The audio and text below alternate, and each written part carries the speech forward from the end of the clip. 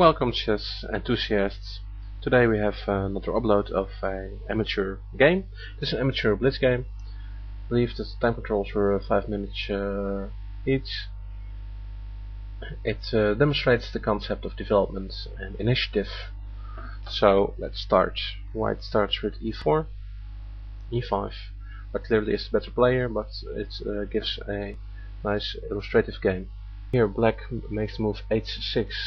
Black already is moved down because he's black, and now he does not develop a piece. He just prevents white from playing knight to c5, but that's not really a threat. White immediately opens the center, and of course also develops bishop with the move d2, d4. Black takes.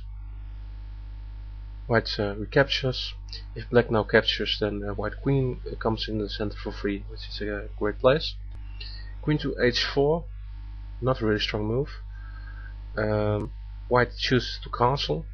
Now of course the white pawn cannot be taken, because if black would take the pawn, then immediately he would lose his queen to the pin.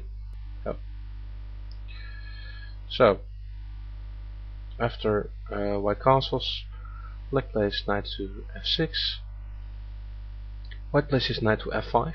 Placing the knight on a better square, black still cannot capture the pawn on e4, and he has to move the queen. Queen moves to h5. Black would like to trade the queens, which is a good idea when you're behind in development. However, knight to e2 stops the possibility to trade, and renews the threat to the queen. Queen to c6, only move. Now knight to f3 probably is not the best move.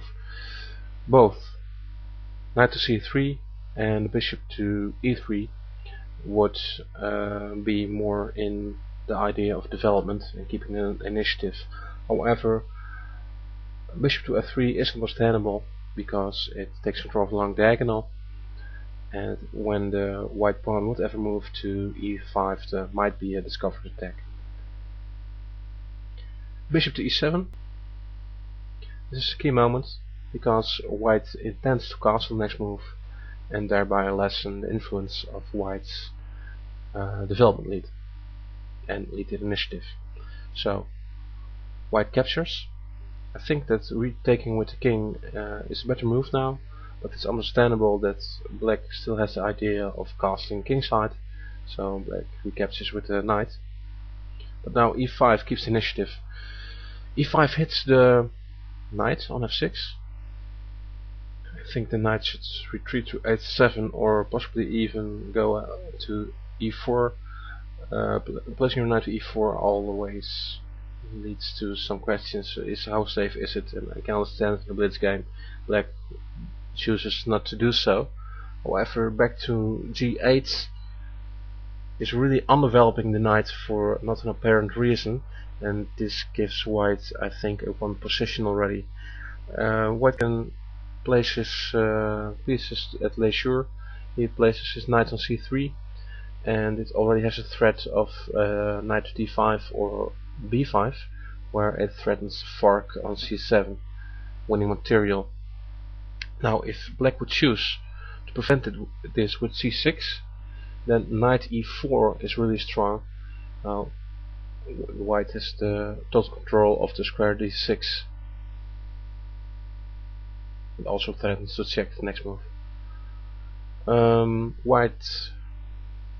Black chooses to play d6, and now the earlier idea of knight b5 simply wins. It hits c7, threatening to win the rook. It also hits d6 with 3 attackers this time, 1 knight, a pawn and a queen. King d8, preventing knight takes, but not stopping e takes d6. Black recaptures, knight takes d6, bishop d7, and after knight takes b7 check, it's all over. Black resigns. What are black's options here? Well, black has 3 options. Let's explore them. King, need to check, and bishop will take the rook next move. Also the black king still is in the middle and has lots of problems. Other move is king to c8. This will lead to the same. Check. And after, let's say, king c7 takes, black is in a world of pain. Only other move is not happy at all. King c7, king into the open with all pieces aimed at it. Well, I think that black will be mated soon. Probably, well, perhaps king c8. And then knight to check again. Well, the rook will fall and white will have no problems at all winning. This is why in this current position black chooses to resign. Thank you for listening, and I hope to see you again. Bye bye.